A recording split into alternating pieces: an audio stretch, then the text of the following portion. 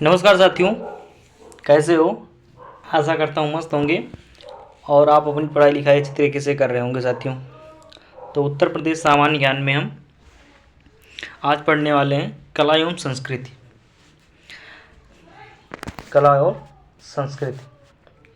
तो class start करने से पहले अगर आप हमारे इस चैनल पर नए हैं तो हमारे इस चैनल को सब्सक्राइब कर लें और अपने दोस्तों के साथ शेयर ज़रूर कर दें। तो चलिए क्लास को शुरू करते हैं।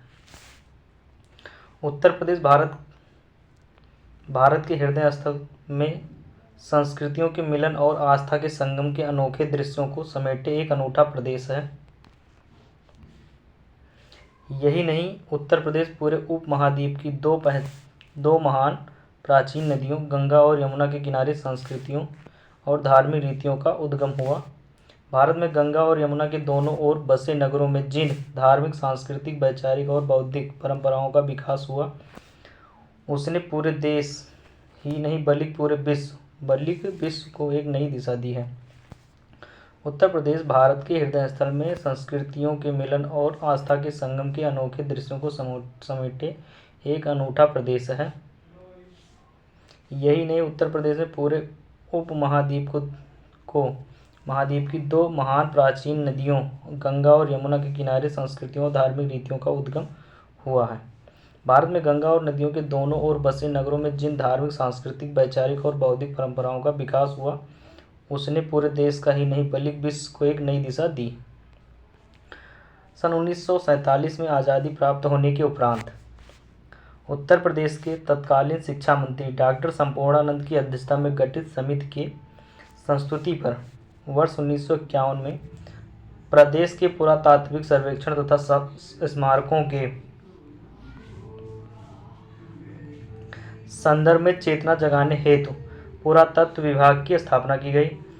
डॉक्टर कृष्णदत्त वाजपेयी इस विभाग के पुरातत्व अधिकारी नियुक्त किए गए। उत्तर प्रदेश राज्य पुरातत्व विभाग द्वारा समय समय पर संचालित सर्वेक्षण अभियानों के माध्यम से प्रदेश के विभिन्न भागों में अनेक उल्लेखनीय पुरातात्विक महत्व के अवशेष प्राप्त हुए हैं। उत्तर प्रदेश राज्य पुरातत्व विभाग द्वारा समय समय पर संचालित सर्वेक्षण अभियानों के माध्यम से प्रदेश के विभिन्न भागों में अनेक उल्लेखनीय पुरातात्विक महत्व के अवशेष प्राप्त हुए हैं। इनमें से प्रमुख रूप से मिर्जापुर एवं सोनभद्र में स्थित 100 से अधिक चित्रित शैलाश्रय शैल चित्रों के अध्ययन को नया आयाम देते हैं, जहां पर सनातन धर्म के साथ साथ बौद्ध, जैन, इस्लाम एवं सिख सभी धर्मों के अनुयायी एक साथ रहते हैं।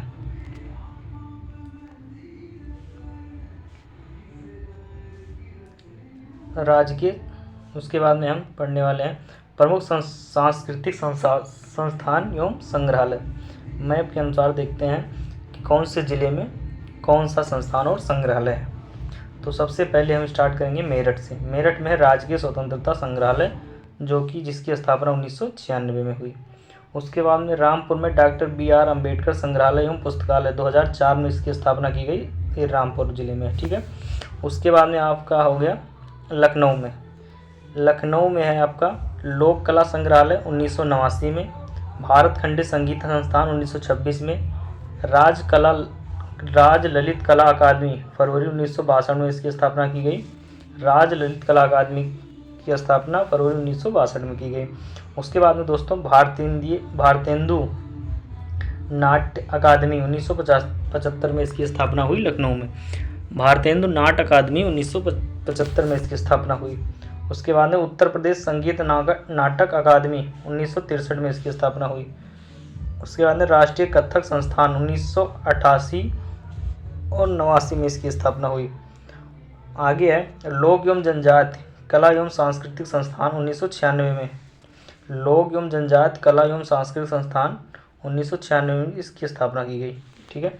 उसके बाद में अयोध्या में देखते हैं अंतर्राष्ट्रीय रामकथा संग्रहालय एवं आर्ट गैलरी, इसकी स्थापना की गई 1988 में।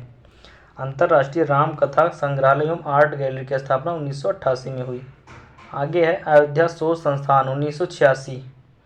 अयोध्या शोध संस्थान की स्थापना हुई 1986 में। उसके बाद में है आपका राजकीय बौद्ध संग्रहालय, यह है सिद्धार्थनगर जिले में। कहाँ है? सिद्धार्थनगर जिले में राजकीय बौद्ध संग्रहालय है। आगे है राजकीय बौद्ध संग्रहालय कुशीनगर में भी है, जिसकी स्थापना हुई 1995 में।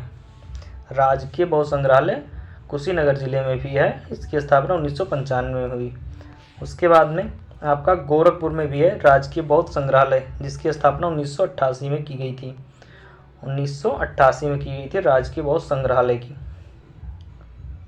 फिर है नेक्स्ट वाराणसी। वाराणसी में लाल बहादुर शास्त्री स्मृति संग्रहालय 2018 में इसकी स्थापना की गई। लाल बहादुर शास्त्री स्मृति संग्रहालय, जिसकी स्थापना 2018 में की गई, और किस जिले में? वाराणसी जिले में। आगे है सुल्तानपुर जिले में। सुल्तानपुर जिले में है आपका जनपदीय संग्रहालय, 1989 में इसकी स्थापना की गई। 1989 में इसकी स्थापना की गई जनपदीय संग्रहालय की। उसके बाद में झांसी की स्थापना राजकीय संग्रहालय की स्थापना 1978 में हुई, और ये किस जिले में है? झांसी जिले में है। राजकीय संग्रहालय कौन से जिले में? झांसी जिले में है। उसके बाद में आपका राजकीय पुरातत्व संग्रहालय 1996 में इसकी स्थापना हुई, और ये कन्नौज जिले में है। राजकीय पुरातत्व संग्रहालय 1996 में स्थापना हुई, और ये कन्नौज जिले में है। उसके बाद में आपका राजकीय पुरातत्व संग्रहालय, ये भी निर्माणाधीन है, मतलब अभी इस पर काम चल रहा है। राजकीय पुरातत्व संग्रहालय निर्माणाधीन है, ये फर्रुखाबाद जिले में है।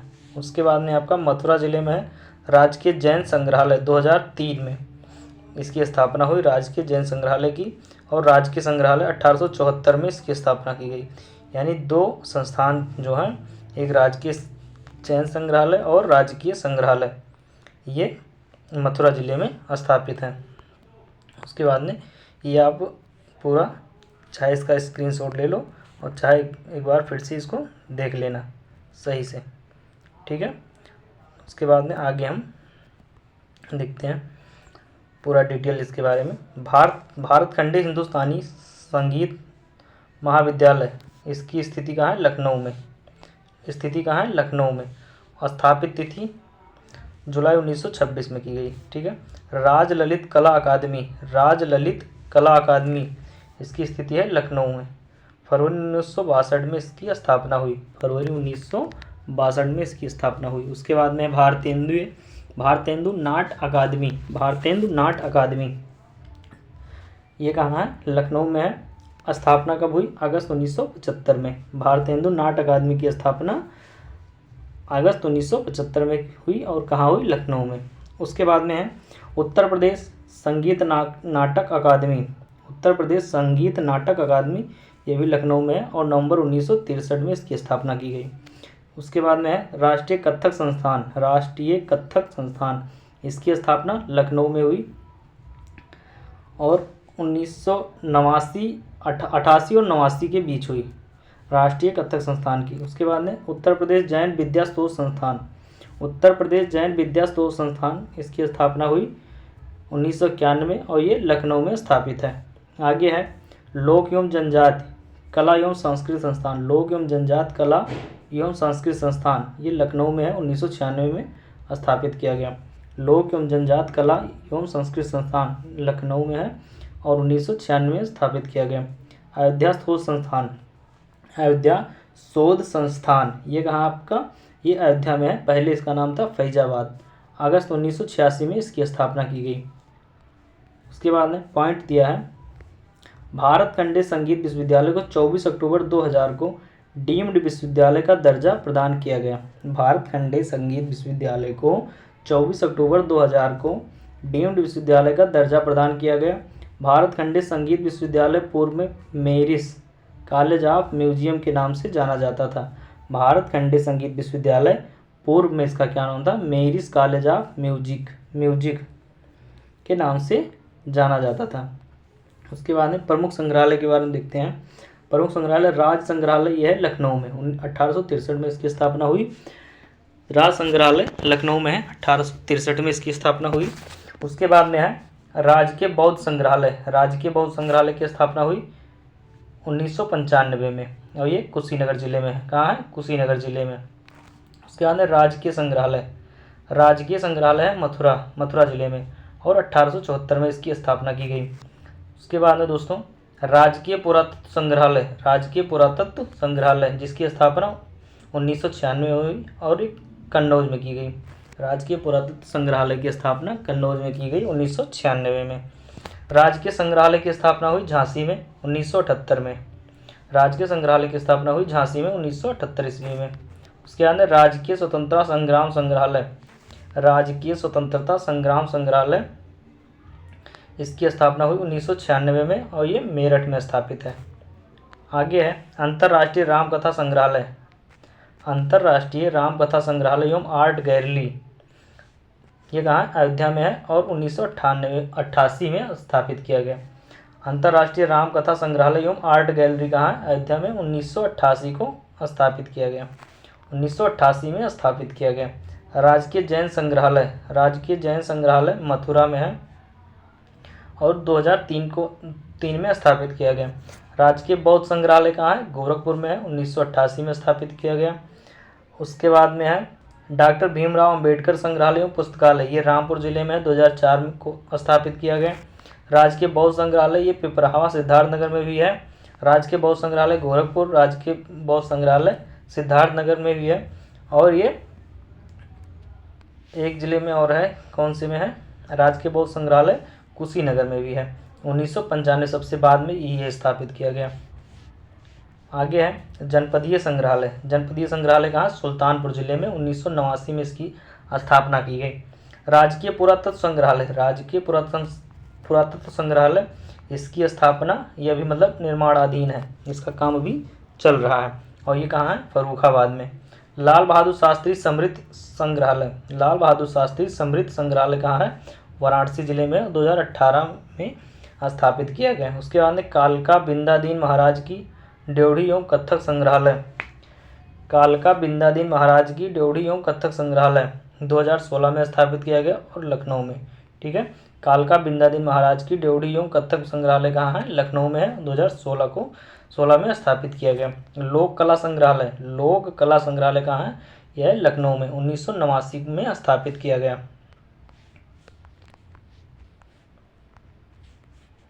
आगे है चलचित्र और फिल्म और सिनेमा के बारे में देखते हैं। चलचित्र या फिल्म या सिनेमा के बारे में देखते हैं। भारत की पहली बोलती फिल्म आलम आरा के निर्देशक श्री बीपी मिश्र उत्तर प्रदेश के देवरिया जिले के रहने वाले थे। भारत की पहली बोलती फिल्म आलम आरा के निर्देशक श्री बीपी मिश्र उत्तर प्रदेश के देवरिया जिले के रहने वाले थे। उत्तर प्रदेश चलचित्र निगम की स्थापना 10 सितंबर 1979 को की गई। उत्तर प्रदेश चलचित्र निगम की स्थापना 10 सितंबर 1979 को की गई। प्रदेश सरकार द्वारा वर्ष 1998 फिल्म को उद्योग का दर्जा दिया गया। प्रदेश सरकार द्वारा वर्ष 1998 में फिल्म को उद्योग का दर्जा दिया गया। आगे है उत्तर प्रदेश सरकार द्वारा पहली फिल्म नीति वर्ष 1999 में घोषित की गई। उत्तर प्रदेश सरकार द्वारा पहली फिल्म नीति वर्ष 1999 में घोषित की गई थी। उत्तर प्रदेश में फिल्मों के निर्माण को बढ़ावा देने हेतु संशोधित फिल्म नीति 2015 को लागू किया गया है। उत्तर प्रदेश में फिल्मों के निर्माण को बढ़ावा देने हेतु संशोधित फिल्म नीति 2015 को लागू किया गया है। आगे है वर्तमान में उत्तर प्रदेश फिल्म नीति 2018 जारी की गई है। वर्तमान में उत्तर प्रदेश फिल्म नीति 2018 जारी की गई है। उसके बाद में उत्तर प्रदेश के नोएडा में एक फिल्म सिटी का निर्माण प्रगति पर है। उत्तर प्रदेश में नोएडा में एक फिल्म सिटी का निर्माण प्रगति पर है। आगे है संगीत कला के बारे में देखते हैं। भरत मुनि के नाट्य शास्त्र को संगीत का बाइबल कहा जाता है। भरत मुनि के नाट्य शास्त्र को संगीत का बाइबल कहा जाता है। संगीत में अमीर खुसरो जन्म स्थान पटियाली गांव कासगंज एटा 1253 ईस्वी में वाद्य यंत्र बीड़ा और पखावज के नए संस्करण सितार और तबला के आविष्कार किए। इन्हें तूतीय हिंद यानी हिंद का तोता भी कहा जाता है। संगीत में अमीर खुसरो जन्म इनका हुआ था पटियाली गांव कासगंज जिले में है, कासगंज एटा 1253 ईस्वी में। वाद्य यंत्र बीड़ा और पखावज के नए संस्करण सितार और तबला के आविष्कार किए। इन्हें तूतीय हिंद यानी हिंद का तोता भी कहा जाता है। नेक्स्ट पॉइंट है खुसरो ने ईरानी फारसी संगीत रागों में भारतीय प्रचलित रागों का मिश्रण करके अनेक श्रुति मधुर रागों का आविष्कार किया था। खुसरो ने ईरानी फारसी संगीत रागों में भारतीय प्रचलित रागों का मिश्रण करके अनेक श्रुति मधुर रागों का आविष्कार किया था। खुसरो ने उस समय देश में प्रचलित ध्रुपद गायन शैली में ईरानी संगीत का मिश्रण करके ख्याल गायन शैली को प्रचलित किया। खुसरो ने उस देश में प्रचलित ध्रुपद गायन शैली में ईरानी संगीत का मिश्रण करके ख्याल गायन शैली को प्रचलित किया। नेक्स्ट है बिलावल सप्तक पर आधारित इस शैली ने भारतीय संगीत को दो भिन्न गायन वादन पद्धतियों हिंदुस्तानी संगीत पद्धति तथा कर्नाटक संगीत पद्धति में विभाजित कर दिया। बिलावल सप्तक पर आधारित इस शैली ने भारतीय संगीत को दो भिन्न गायन वादन पद्धतियों हिंदुस्तानी संगीत पद्धति तथा कर्नाटक संगीत पद्धति में विभाजित कर दिया। नेक्स्ट है जौनपुर के सुल्तान हुसैन शाह सारकी ने ख्याल गायकी को लोकप्रिय बनाने के लिए टप्पा शैली यानी मियाँ गुलाम नबी सौरी व बड़ा ख्याल का प्रचलन किया। जौनपुर के सुल्तान हुसैन सारकी ने ख्याल गायकी को लोकप्रिय बनाने के लिए टप्पा शैली यानी मियाँ गुलाम नबी सौरी व बड़ा ख्याल का प्रचलन किया। नेक्स्ट है कथक नृत्य में ठुमरी गायन का समावेश बिंदादीन यानी अवध ने किया। कथक नृत्य में ठुमरी गायन का समावेश बिंदादीन यानी अवध के थे ये बिंदादीन इन्होंने किया। नेक्स्ट है प्रमुख संप्रदाय कवि एवं प्रवर्तक। प्रमुख संप्रदाय या कवि और प्रवर्तक कौन कौन थे उसके। पुष्ट संप्रदाय के प्रवर्तक कौन थे तो ये थे महाप्रभु वल्लभाचार्य। पुष्ट संप्रदाय के प्रवर्तक कौन थे तो ये थे महाप्रभु वल्लभाचार्य। नेक्स्ट है सखी संप्रदाय के प्रवर्तक कौन थे तो स्वामी हरिदास थे। उसके बाद अष्टछाप कवि के प्रवर्तक कौन थे तो ये थे विट्ठलनाथ। इसके ये संस्थापक थे। विट्ठलनाथ प्रवर्तक भी थे और इसके अष्टछाप कवि के संस्थापक भी थे। उसके बाद में अष्टछाप कवि कौन कौन थे। अष्टछाप भक्तकालीन के अष्टछाप कवि कौन कौन थे तो सूरदास, नंददास, परमनंददास, कुंभनदास, चतुर्बुद्धदास, छीत स्वामी, गोविंद स्वामी और कृष्णदास। अष्टछाप कवि कौन कौन थे भक्तकालीन के। सूरदास, नंददास, परमानंददास, कुंभनदास, चतुर्बुद्धदास, छीत स्वामी, गोविंद स्वामी और कृष्णदास। नेक्स्ट है ध्रुपद धमार के प्रवर्तक स्वामी हरिदास। जन्म कहाँ हुआ। जन्म स्थान हरिदासपुर अलीगढ़ में। ने श्री केलीमाल संग्रह तथा अष्टादश पदों की रचना की। उन्होंने मंदिरों में ध्रुपद गायन द्वारा अर्चना पद्धति का श्री गणेश किया। ध्रुपद धमार के प्रवर्तक स्वामी हरिदास। जन्म स्थान हरिदासपुर अलीगढ़ ने श्री केलीमाल संग्रह तथा अष्टादश पदों की रचना की। उन्होंने मंदिरों में ध्रुपद गायन द्वारा अर्चना पद्धति का श्री गणेश किया। नेक्स्ट है हरिदासी संप्रदाय के 5 मुख्य संगीत अर्चना केंद्र थे। हरिदासी संप्रदाय के 5 मुख्य संगीत अर्चना केंद्र थे। नेक्स्ट है स्वामी हरिदास के शिष्यों में बैजू बावरा गुजरात के थे, तानसेन ग्वालियर के थे, गोपाल नायक, रामदास, दिवाकर पंडित, सोमनाथ पंडित तथा सौरसेन थे। स्वामी हरिदास के शिष्यों में बैजू बावरा यानी गुजरात के थे ये, तानसेन ग्वालियर के थे, गोपाल नायक, रामदास, दिवाकर पंडित, सोमनाथ पंडित तथा सौरसेन थे। आगे है इसके स्वामी हित हरिवंश को श्रेष्ठ संगीतज्ञ होने के कारण कृष्ण की वंशी का अवतार माना जाता था। स्वामी हित हरिवंश को श्रेष्ठ संगीतज्ञ होने के कारण कृष्ण की वंशी का अवतार माना जाता था। नेक्स्ट है ध्रुपद धमार की प्रसिद्ध गायिका ताज बेगम ने विट्ठलनाथ से दीक्षा ली थी। ध्रुपद धमार की प्रसिद्ध गायिका ताज बेगम ने विट्ठलनाथ से दीक्षा ली थी। नेक्स्ट है राज्य के प्रमुख संगीत घराने। आगरा घराने का सूत्रपात श्याम रंग और सरस रंग से माना जाता है। आगरा मुगल काल में संगीत का सबसे बड़ा केंद्र था। आगरा घराने का सूत्रपात श्याम रंग और सरस रंग से माना जाता है। आगरा मुगल काल में संगीत का सबसे बड़ा केंद्र था। इसे कव्वाल बच्चा घराना भी कहा जाता है। इसे कव्वाल बच्चा घराना भी कहा जाता है। उस्ताद फैयाज खां, रजा हुसैन हाजी सुल्तान, अली बख्श खां, विलायत हुसैन खां आदि इस घराने के प्रमुख संगीतकार हैं।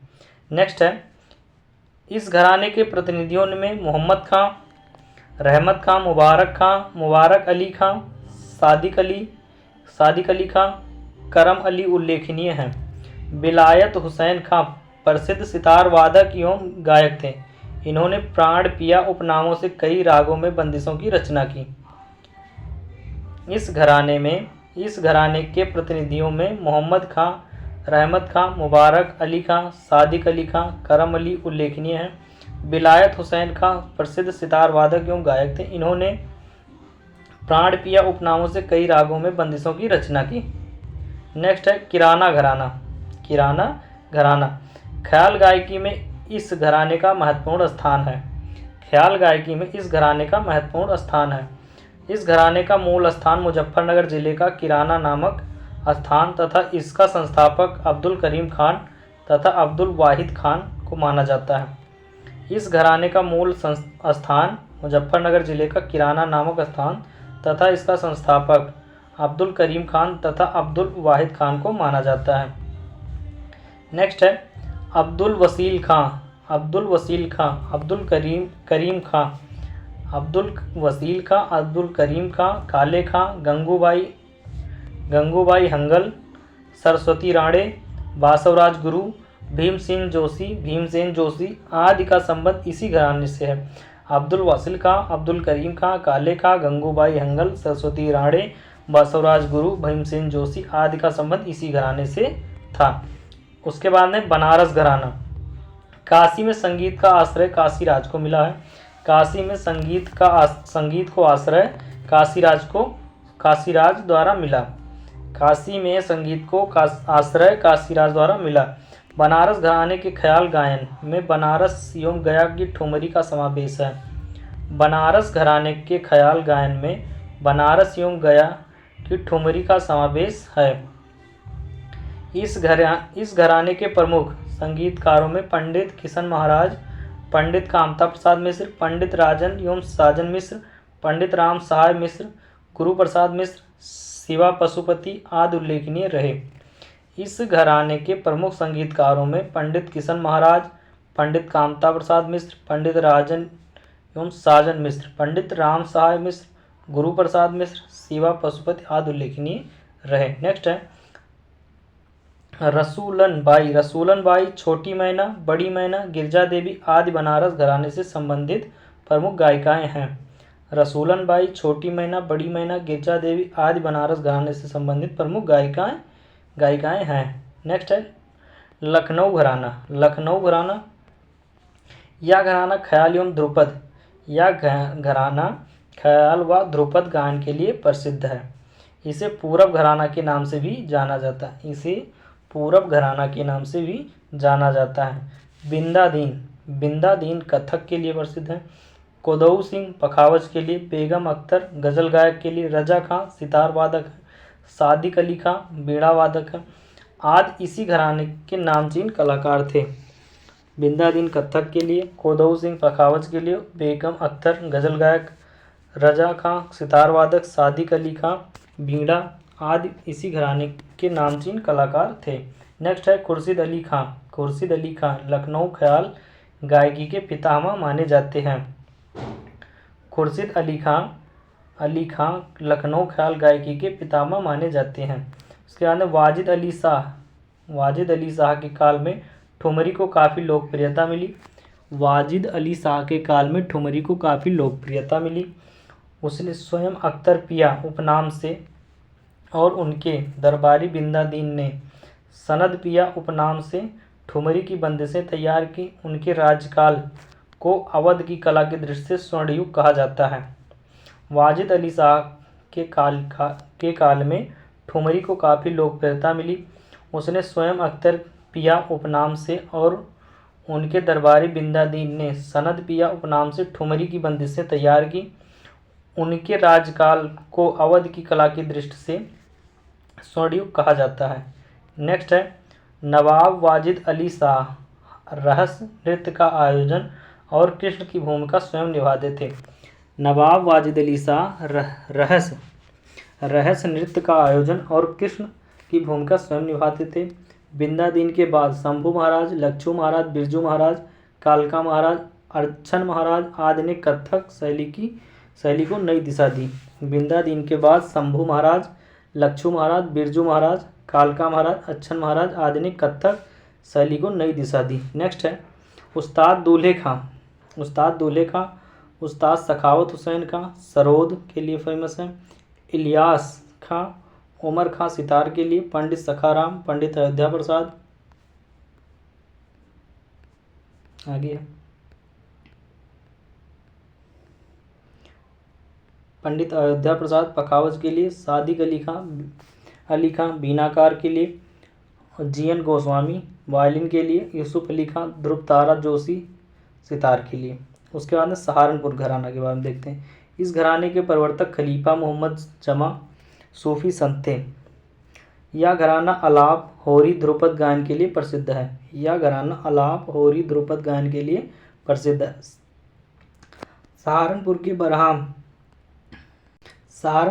बहराम खां को पंडित की उपाधि दी गई थी।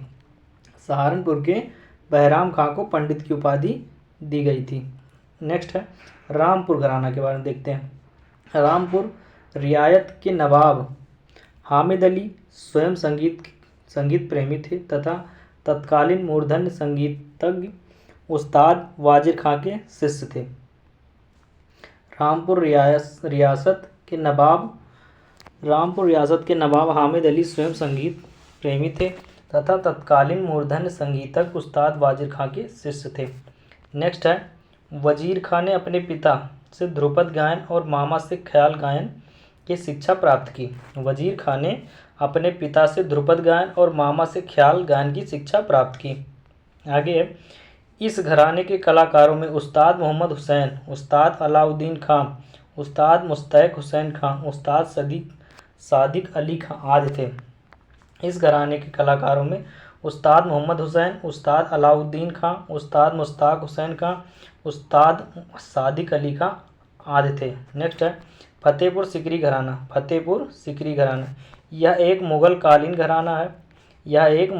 घराना है जो ध्रुपद और ख्याल गायकी के लिए जाना जाता है। नेक्स्ट है इसकी शुरुआत मुगल बादशाह जहांगीर के काल में दो भाइयों जैनू खां और जोरावर खां से मानी जाती है। इसकी शुरुआत मुगल बादशाह जहांगीर के काल में दो भाइयों जैनू खां और जोरावर खां से मानी जाती है। नेक्स्ट है घसीट खां इस घराने के सुप्रसिद्ध कलाकार थे। एक नाम है घसीट खां ठीक है, घसीट खां इस घराने के सुप्रसिद्ध कलाकार थे। आगे है खुर्जा यानी अलीगढ़ घराना। इस घराने का आरंभ नत्थे खां के पुत्र जोधे खां से माना जाता है। इस घराने का आरंभ नत्थे खां के पुत्र जोधे खां से माना जाता है जो दिल्ली दरबार से आकर खुर्जा बस गए। नेक्स्ट है इसी घराने के गफूर बख्श श्रेष्ठ सितार वादक थे। आगे है इमाम खां, गुलाम हुसैन खां, जहूर खां, अल्ताफ हुसैन खां, गुलाम हैदर खां प्रमुख संगीतज्ञ थे। इमाम खां, गुलाम हुसैन खां, जहूर खां, अल्ताफ हुसैन खां, गुलाम हैदर खां प्रमुख संगीतज्ञ थे। नेक्स्ट है इटावा घराना के बारे में देखते हैं। यह घराना सितार वादन के लिए विशेष तौर पर जाना जाता है।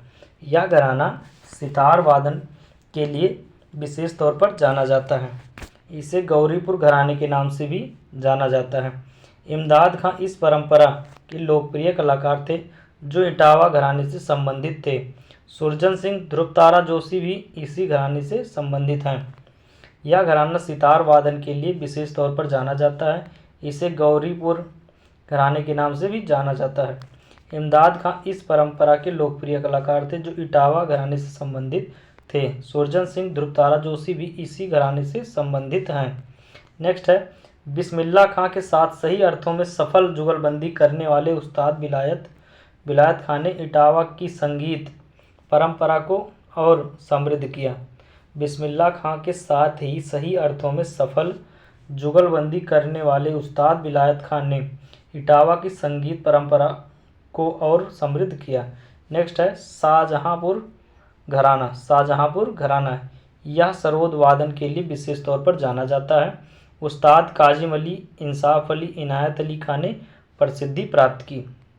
यह सरोद वादन के लिए विशेष तौर पर जाना जाता है। उस्ताद काजिम अली, इंसाफ अली, इनायत अली खां ने प्रसिद्धि प्राप्त की। उसके बाद में भिंडी बाजार घराना। भिंडी बाजार घराना मुरादाबाद के चच्छू खां, मुरादाबाद के चच्छू खां, नज़ीर खां तथा खादिम हुसैन खां, खादिम हुसैन खां ने बम्बई के भिंडी बाजार में इस घराने की गायकी परंपरा की शुरुआत की। मुरादाबाद के चच्छू महाराज चच्छू खां, नज़ीर खां तथा खादिम हुसैन खां ने बम्बई के भिंडी बाजार में इस घराने की गायकी परंपरा की शुरुआत की। नेक्स्ट पॉइंट है लता मंगेशकर ने इसी घराने के अमान अली खां से संगीत की शिक्षा प्राप्त की। लता मंगेशकर ने इसी घराने के अमान अली खां से संगीत की शिक्षा प्राप्त की थी। आधुनिक शास्त्रीय गायन का पिता उस्ताद फैयाज खां को माना जाता है। आधुनिक शास्त्रीय गायन का पिता उस्ताद फैयाज खां को माना जाता है, जिन्हें आफ्ताब ये मौसीकी यानी संगीत की सूर्य उपाधि से सम्मानित किया गया। आधुनिक शास्त्रीय गायन का पिता उस्ताद फैयाज खां को माना जाता है, जिन्हें आफ्ताब ये मौसीकी संगीत की सूर्य उपाधि से सम्मानित किया गया। नेक्स्ट है बनारस घराने के प्रसिद्ध सितार वादक पंडित रविशंकर भारत रत्न से सम्मानित किए गए हैं। ये ठीक है, बनारस घराने के प्रसिद्ध सितार वादक पंडित रविशंकर जो भारत रत्न से सम्मानित किए गए हैं। महान सितार वादक उस्ताद अलाउद्दीन खां का शिष्य थे। कौन? पंडित रविशंकर शास्त्री महान सितार वादक उस्ताद अलाउद्दीन खां के ये शिष्य थे। नेक्स्ट है प्रयागराज की गायिका जानकी बाई उर्फ छप्पन छोरी व केसर बाई अपनी मीठी आवाज़ के लिए काफ़ी प्रसिद्ध थी। प्रयागराज की गायिका जानकी बाई उर्फ छप्पन छोरी व केसर बाई अपनी मीठी आवाज़ के लिए काफ़ी प्रसिद्ध थी। नेक्स्ट पॉइंट है आगे है कुछ मेले और उत्सव के बारे में। मैप के अनुसार देखते हैं कौन सा मेला कौन से ज़िले में लगता था। अब पहले हम कहाँ से शुरू करेंगे? सहारनपुर ज़िले से।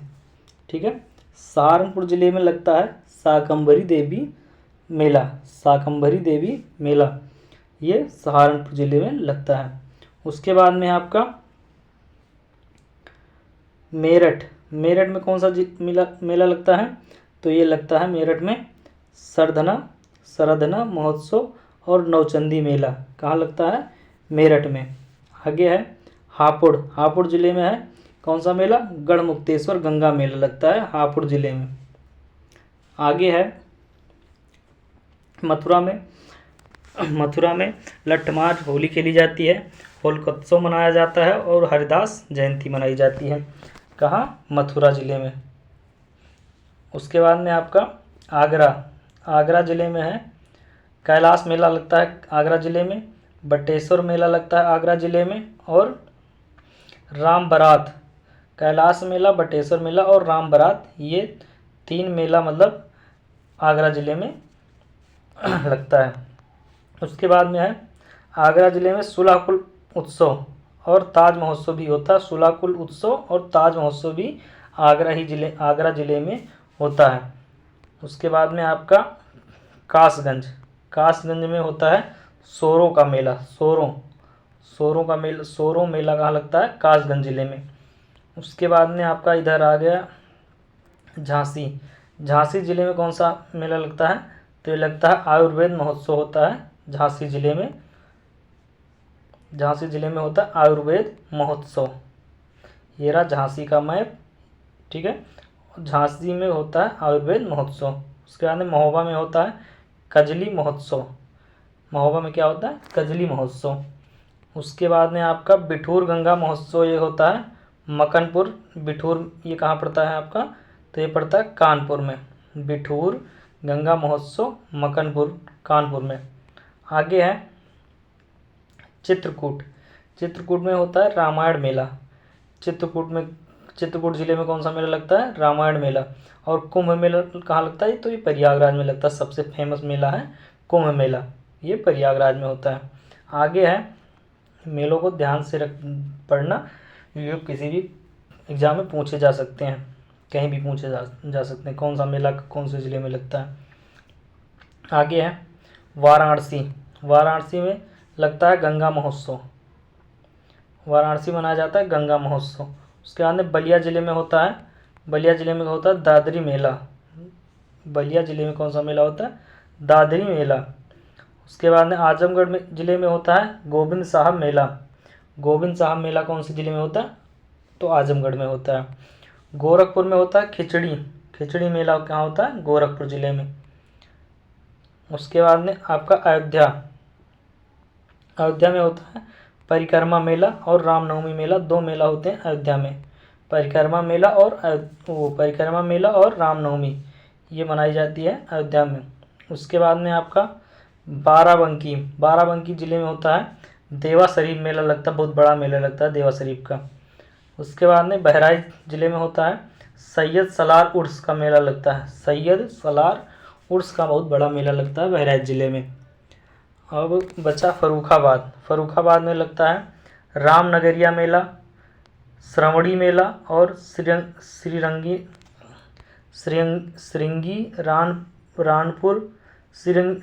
रामपुर मेला लगता है। तो ये लगता है फर्रुखाबाद फतेहगढ़ में। ठीक है। आगे है काम्पिल उत्सव, ये भी फर्रुखाबाद में ही मनाया जाता है। उसके बाद में लखनऊ ज़िले में मनाया जाता है लखनऊ महोत्सव में मनाया जाता है लखनऊ महोत्सव। उसके बाद में आपका शाहजहाँपुर में मनाया जाता है ढाई घाट मेला शाहजहाँपुर में मनाया जाता है। उसके बाद में लखीमपुर खीरी में होता है गोला गोकर्णनाथ मेला लखीमपुर ज़िले में। ठीक है। तो ये रहा आपका मैप। उसके बाद में आप इसे वीडियो को रोक करके सही से देख लेंगे एक एक ज़िले को। ठीक है, ऐसे करके। ठीक है, एक बार दिखाई दे रहा हूँ मैं।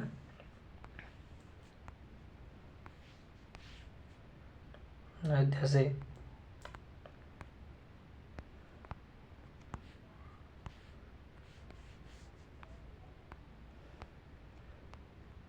ठीक है। आगे है उत्तर प्रदेश में सर्वाधिक मेले 86 मथुरा में लगते हैं। 86 मेला केवल मथुरा में लगता है। उत्तर प्रदेश में सर्वाधिक 86 मथुरा में लगते हैं मेले। और स्थान, कौन सा मेला कहाँ लगता है?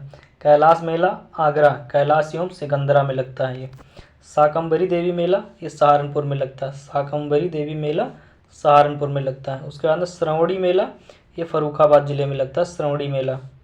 नेक्स्ट है बटेश्वर मेला पशु मेला, ये आगरा में लगता है। बटेश्वर मेला पशु मेला ये आगरा में लगता है। नेक्स्ट है गढ़मुक्तेश्वर गंगा मेला, ये हापुड़ ज़िले में लगता है। गढ़मुक्तेश्वर गंगा मेला। नेक्स्ट है द्रुपद मेला ये वाराणसी में लगता है। द्रुपद मेला कहाँ लगता है? वाराणसी में। उसके बाद झूला मेला कहाँ लगता है? वृंदावन मथुरा में। झूला मेला कहाँ लगता है? वृंदावन मथुरा में। उसके बाद नौचंदी मेला लगता है मेरठ में। कहाँ लगता है? मेरठ में। गोला गोकर्णनाथ मेला लगता है लखीमपुर खीरी ज़िले में। ढाई घाट मेला कहाँ लगता है? शाहजहाँपुर ज़िले में ढाई घाट मेला लगता है। खिचड़ी मेला मनाया जाता है गोरखपुर ज़िले में। उसके बाद लठमार होली खेली जाती है कहाँ? बरसाना मथुरा ज़िले में। बरसाना में खेली जाती है मथुरा ज़िले के बरसाना में खेली जाती है लठमार होली। उसके बाद सोरों का मेला कहाँ मनाया जाता है? ये कासगंज ज़िले में मनाया जाता है सोरों का मेला। उसके बाद बल सुंदरी देवी मेला ये अनूप शहर में मनाया जाता है। ये बुलंदशहर में पड़ता है, बुलंदशहर ज़िले में पड़ता है अनूप शहर, वहाँ मनाया जाता है बल सुंदरी देवी मेला लगता है। सैयद सलार उर्स ये बहराइच ज़िले में मनाया जाता है, लगता है। बहुत बड़ा मेला लगता है सैयद सलार और देवा शरीफ का। देवा शरीफ लगता है बाराबंकी में और सैयद सलार लगता है बहराइच में। आगे है मकनपुर मेला। मकनपुर मेला ये लगता है बिल्हौर कानपुर में। मकनपुर का मेला लगता है बिल्हौर कानपुर में। उसके बाद ददरी मेला, भारत का दूसरा सर्वाधिक बड़ा पशु मेला। ददरी मेला जो है भारत का दूसरा सबसे बड़ा पशु मेला है। ये कहाँ लगता है? बलिया ज़िले में। उसके बाद में श्रृंगी रामपुर मेला। श्रृंगी रामपुर मेला लगता है फर्रुखाबाद ज़िले में। श्रृंगी रामपुर मेला कहाँ लगता है? फर्रुखाबाद ज़िले में। नेक्स्ट है रामायण मेला। रामायण मेला लगता है चित्रकूट ज़िले में। कहाँ लगता है? चित्रकूट ज़िले में रामायण मेला लगता है। नेक्स्ट है गोविंद साहब मेला। गोविंद साहब मेला आजमगढ़ और अंबेडकर नगर में लगता है। कहाँ कहाँ? आजमगढ़ और अंबेडकर नगर में गोविंद साहब मेला लगता है। उसके बाद में शुक्रताल मेला। शुक्रताल मेला लगता है मुजफ्फरनगर ज़िले में। मुजफ्फरनगर ज़िले में। उसके बाद में प्रमुख उत्सव के बारे में देखेंगे। प्रमुख महोत्सव के बारे में देखेंगे। महोत्सव स्थान और विशेष क्या है इसके बारे में देखते हैं। गंगा महोत्सव मनाया जाता है वाराणसी और प्रयागराज में। गंगा महोत्सव कहाँ मनाया जाता है? वाराणसी और प्रयागराज में। सुलाकुल उत्सव ये मनाया जाता है आगरा में। और ये क्या है? हिंदू मुस्लिम एकता का प्रदर्शन होता है इस मेले में। सुलाकुल उत्सव में हिंदू मुस्लिम एकता का प्रदर्शन किया जाता है। आगे है ताज महोत्सव। ये आगरा में मनाया जाता है प्रत्येक वर्ष फरवरी में। ताज महोत्सव प्रत्येक वर्ष फरवरी में मनाया जाता है आगरा ज़िले में। मुगल कालीन संस्कृति व भारतीय ललित कलाओं का प्रदर्शन किया जाता है। मुगल कालीन संस्कृति व भारतीय ललित कलाओं का प्रदर्शन किया जाता है कहाँ? तो ये किया जाता है आगरा ज़िले में ताज महोत्सव में। ठीक है। आगे आपका है कजरी महोत्सव। कजरी महोत्सव कहाँ मनाया जाता है? मिर्ज़ापुर ज़िले में मनाया जाता है कजरी महोत्सव। आयुर्वेद महोत्सव मनाया जाता है झांसी ज़िले में। झांसी ज़िले में आयुर्वेद महोत्सव मनाया जाता है। आगे है बिठूर गंगा महोत्सव। बिठूर गंगा महोत्सव कहाँ मनाया जाता है? तो कानपुर ज़िले में मनाया जाता है प्रत्येक वर्ष कार्तिक के मास में। प्रत्येक वर्ष कार्तिक के मास में मनाया जाता है बिठूर गंगा महोत्सव। उसके बाद में आपका काम्पिल उत्सव। काम्पिल उत्सव ये फर्रुखाबाद ज़िले में जैन मंदिरों में आयोजित किया जाता है काम्पिल उत्सव। नेक्स्ट है सरधाना महोत्सव। सरधाना महोत्सव मेरठ में मनाया जाता है। उसके बाद में हरिदास जयंती ये कहाँ मनाया जाता है? वृंदावन में। हरिदास जयंती वृंदावन में मनाया जाता है। उसके बाद में होलिकोत्सव। होलिकोत्सव कहाँ मनाया जाता है? मथुरा ज़िले में। स्पेशल मथुरा ज़िले में मनाया जाता है, वैसे तो पूरे भारत में मनाया जाता है होलिकोत्सव। उसके बाद में सैफई महोत्सव। सैफई महोत्सव मनाया जाता है सैफई इटावा में प्रत्येक वर्ष जनवरी में। प्रत्येक वर्ष जनवरी में सैफई महोत्सव मनाया जाता है इटावा में। आगे है त्रिवेणी महोत्सव। त्रिवेणी महोत्सव प्रयागराज में मिश्रित संस्कृति का प्रदर्शन किया जाता है। मिश्रित संस्कृति का प्रदर्शन किया जाता है प्रयागराज में त्रिवेणी महोत्सव में। उसके बाद में कन्नौज महोत्सव ये मनाया जाता है कन्नौज जिले में। ये पर्यटन विभाग द्वारा मनाया जाता है। आगे है प्रयागराज में प्रत्येक 12 वर्ष पर विश्व का सबसे बड़ा मेला महाकुंभ आयोजित किया जाता है। प्रयागराज में प्रत्येक 12वें वर्ष विश्व का सबसे बड़ा महाकुंभ आयोजित किया जाता है। उसके बाद में आ गया आपका नृत्य कला यानी शास्त्रीय नृत्य कला। उसके बारे में देखते हैं। प्रदेश का एकमात्र शास्त्रीय नृत्य कथक है। प्रदेश का एकमात्र शास्त्रीय नृत्य कथक है जिसका प्रारंभ मंदिर के पुजारियों द्वारा तथा वाचन के समय हाव भाव के प्रदर्शन से माना जाता है। प्रदेश का एकमात्र शास्त्रीय नृत्य कथक है जिसका प्रारंभ मंदिर के पुजारियों द्वारा कथा वाचन के समय हाव भाव के प्रदर्शन से माना जाता है। इस नृत्य का मुख्य केंद्र लखनऊ है। वाजिद अली शाह यानी अवध के हैं वाजिद अली शाह के दरबार में इसका विशेष विकास हुआ। वाजिद अली शाह के दरबार में इसका विशेष विकास हुआ। आगे है इस नृत्य का उन्नायक ठाकुर प्रसाद को माना जाता है और बिंदादीन ने कथक में ठुमरी गायन का प्रवेश कराया। इस नृत्य का उन्नायक ठाकुर प्रसाद को माना जाता है और बिंद्यादीन ने कथक में ठुमरी गायन का प्रवेश कराया। नेक्स्ट है, इस नृत्य के कलाकारों में ठाकुर प्रसाद, शंभू महाराज, बिरजू महाराज, लच्छू महाराज, सितारा देवी, अच्छन महाराज आदि मुख्य हैं। इस नृत्य के कलाकारों में ठाकुर प्रसाद, शंभू महाराज, बिरजू महाराज, लच्छू महाराज, सितारा देवी, अच्छन महाराज आदि मुख्य हैं। नेक्स्ट है, शंभू महाराज ने रहमुद्दीन खां से ठुमरी की शिक्षा ली थी। शंभू महाराज ने रहमुद्दीन खां से ठुमरी की शिक्षा ली थी। नेक्स्ट है, उस्ताद खुर्शीद अली खां लखनऊ गायकी के पितामह माने जाते हैं। उस्ताद खुर्शीद अली खां लखनऊ गायकी के पितामह माने जाते हैं। आगे है, लोक नृत्य के बारे में दिया है। नृत्य और स्थान और उसकी विशेषता क्या है। ख्याल नृत्य, यह है बुंदेलखंड का, पुत्र जन्म उत्सव पर किया जाता है ख्याल नृत्य। आगे है चरकूला नृत्य, ये ब्रज क्षेत्र से संबंधित है, ब्रज क्षेत्र का है चरकूला नृत्य। रथ के पहिए पर घड़ा रखकर नृत्य किया जाता है। इसमें क्या विशेषता है, रथ के पहिए पर घड़ा रखकर नृत्य किया जाता है। आगे है राहुला, यह है बुंदेलखंड का लोक नृत्य। लोक कथनों या कहावतों का मंचन किया जाता है। लोक के कथनों या कहावतों का मंचन किया जाता है राहुला नृत्य में, राहुला लोक नृत्य में। नेक्स्ट है पाई डंडा। पाई डंडा ये बुंदेलखंड का है, बुंदेलखंड के अहिरों द्वारा किया जाता है। पाई डंडा बुंदेलखंड के अहिरों द्वारा किया जाता है। आगे है राई नृत्य यानी मयूर नृत्य। राई नृत्य या मयूर नृत्य ये बुंदेलखंड जिले में का है। ठीक है, बुंदेलखंड जिले का कौन सा नृत्य है, लोक नृत्य है, राई नृत्य या मयूर नृत्य। आगे है कार्तिक गीत नृत्य। कार्तिक गीत नृत्य है बुंदेलखंड जिले का। आगे है चौरसिया नृत्य। चौरसिया नृत्य यह जौनपुर का कहारों द्वारा किया जाने वाला ये नृत्य है। चौरसिया नृत्य जौनपुर का है, कहारों द्वारा यानी कुम्हार द्वारा किया जाने वाला ये नृत्य है। आगे है कर्मा, मिर्जापुर व सोनभद्र जिले का है ये। कर्मा नृत्य है मिर्जापुर व सोनभद्र जिले का, ये जनजातियों द्वारा किया जाने वाला नृत्य है। आगे है धुरिया नृत्य बुंदेलखंड जिले का है। कुम्हार लोग इस नृत्य को स्त्री वेश धारण करके करते हैं। धुरिया नृत्य बुंदेलखंड का है, बुंदेलखंड जिले का है, और कुम्हार लोग इस नृत्य को स्त्री वेश धारण करके करते हैं। आगे है लठमार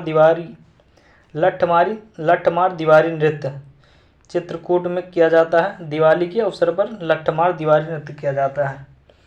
ठीक है, उसके बाद चौलर नृत्य ये मिर्जापुर और सोनभद्र जिले में किया जाता है। चौलर नृत्य अच्छी वर्षा व अच्छी फसल के लिए किया जाता है। चौलर नृत्य सोनभद्र और मिर्जापुर जिले में। आगे ठडिया नृत्य, ठडिया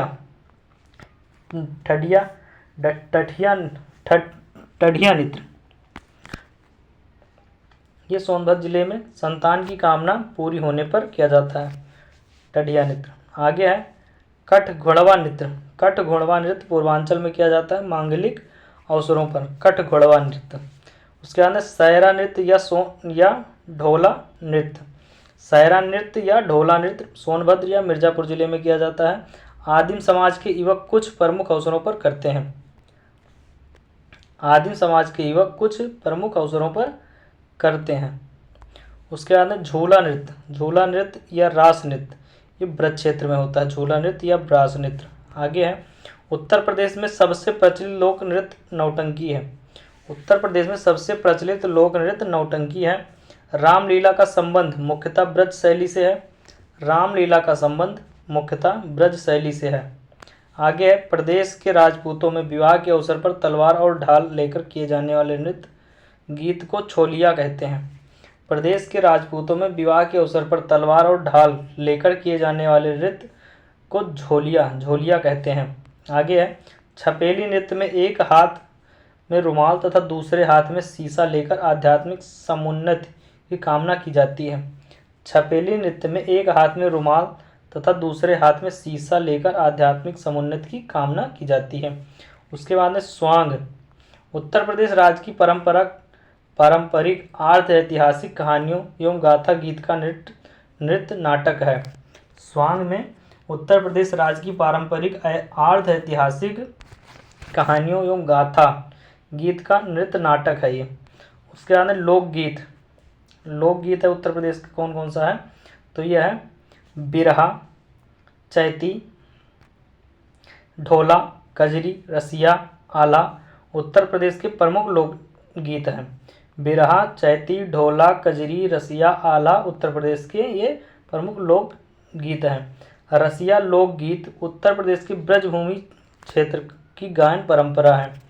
रसिया लोकगीत उत्तर प्रदेश की ब्रजभूमि क्षेत्र की गायन परंपरा है। आगे है कजरी लोकगीत। कजरी लोकगीत प्रमुखता सावन माह में महिलाओं द्वारा गाया जाता है। कजरी लोकगीत प्रमुखता सावन माह में महिलाओं द्वारा गाया जाता है। आगे कजरी की उत्पत्ति मिर्ज़ापुर में मानी जाती है। कजरी की उत्पत्ति कहाँ मानी जाती है, तो ये मिर्ज़ापुर जिले में मानी जाती है। उसके बाद में मिर्ज़ापुर में कजरी के 4 अखाड़े पंडित शिवदास मालवीय अखाड़ा, जहांगीर अखाड़ा, बैरागी अखाड़ा व अक्खड़ अखाड़ा है। मिर्ज़ापुर में कजरी के 4 अखाड़े पंडित शिवदास मालवीय अखाड़ा, जहांगीर अखाड़ा, बैरागी अखाड़ा व अक्खड़ अखाड़ा है। नेक्स्ट पॉइंट है ढोला। ढोला लोकगीत उत्तर प्रदेश के आगरा तथा मेरठ में प्रचलित है। ढोला लोकगीत उत्तर प्रदेश के आगरा तथा मेरठ में प्रचलित है। नेक्स्ट है सोहर पूर्वांचल का प्रसिद्ध लोकगीत है जो बच्चों के जन्म आदि अवसरों पर गाया जाता है।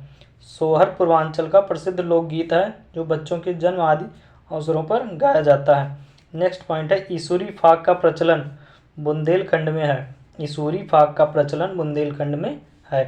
उसके बाद में वर्तमान में रामलीला, रासलीला और नौटंकी प्रदेश के प्रतिनिधि लोक नाट्य के रूप में अभिहित किए जाते हैं।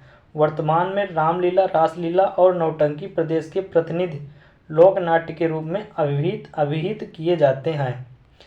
उसके बाद में नौटंकी का स्वरूप मुख्यतः विधि नाटक का है।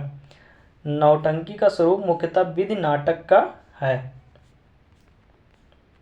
आगे है मैप के अनुसार हम देखेंगे कौन सा नृत्य कहाँ पर कौन से क्षेत्र में खेला जाता किया जाता है और कौन सा एरिया कौन कौन से एरिया में कौन कौन सा जिला आता है। जैसे ब्रज क्षेत्र में आपका अलीगढ़, मथुरा, कासगंज, आगरा, फिरोजाबाद और मैनपुरी जिला आता है ब्रज के क्षेत्र में।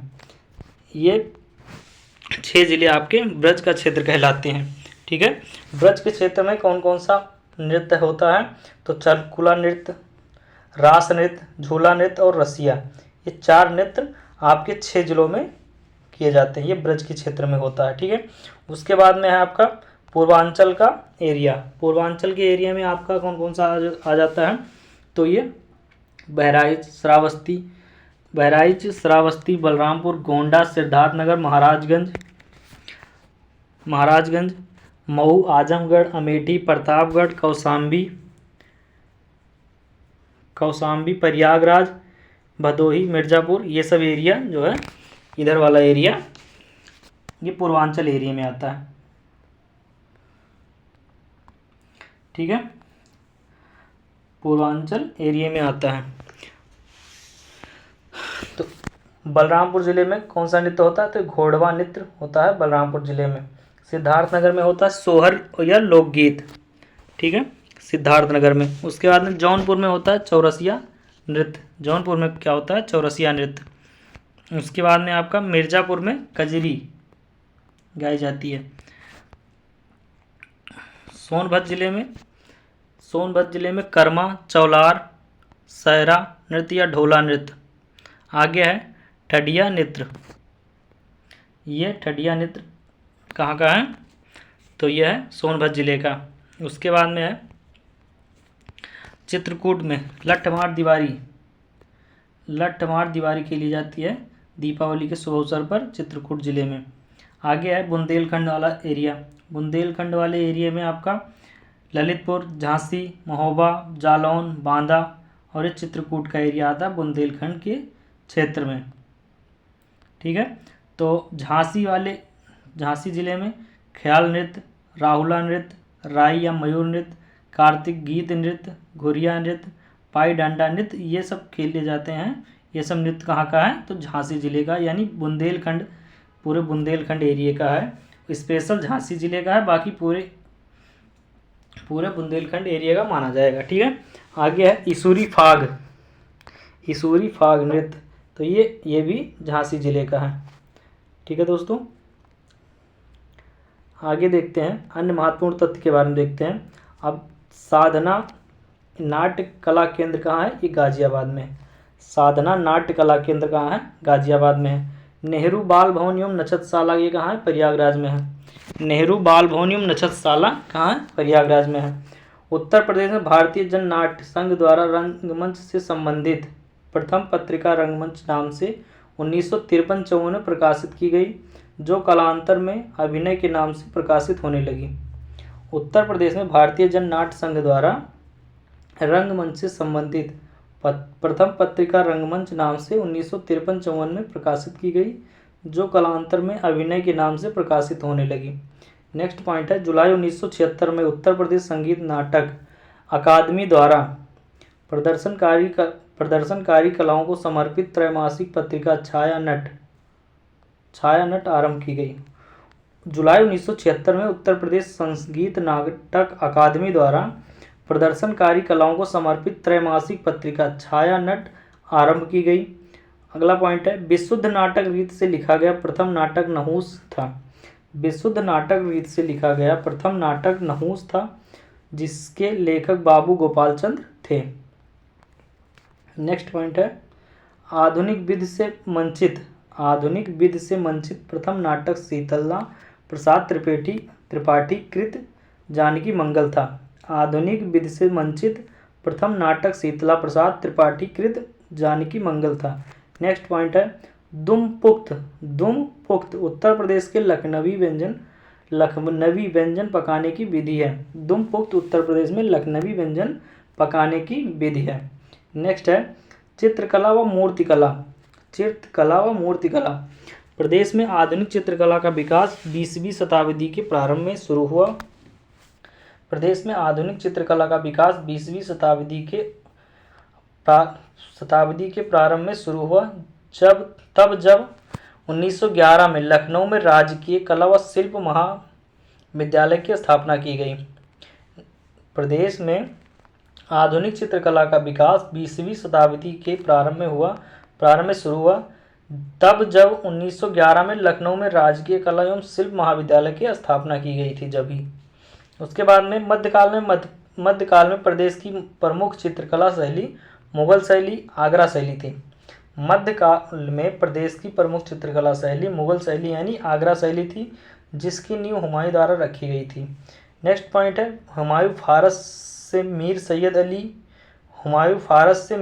अली और ख्वाजा अब्दुस समद नामक चित्रकारों को अपने साथ भारत लाया था। हुमायूं फारस से मीर सैयद अली और ख्वाजा अब्दुस समद नामक चित्रकारों को अपने साथ भारत लाया था।